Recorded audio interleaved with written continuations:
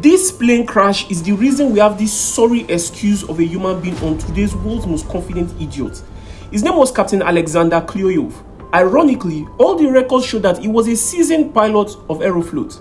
At the time 1986, Aeroflot was still the Soviet national airline. And to show how terrible this event was, the KGB withheld information about the crash from the public, which of course included a lot of families of the victims. You see, the plane left Klosovo Airport, which was scheduled for Koromoch Airport in what is now known as Samara.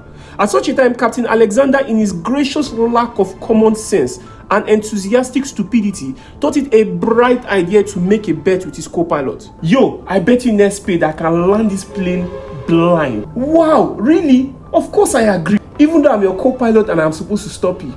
But don't worry, I'm just as dumb as you are. In fact, make that bet 2 months of pay. I'm in. And that was when they shut the blinds of the cockpit. Now, as the plane headed for the runway, the cabin blazed with alarms, but Captain Bedbrain ignored them, including the warnings of air traffic control. But the most ironic thing about this crash is that the co-pilot also survived with him. However, probably out of guilt, his co-pilot, Gennady, rushed to save as many passengers as possible. Yeah, he later died of a heart attack along with 70 out of 94 people on that plane.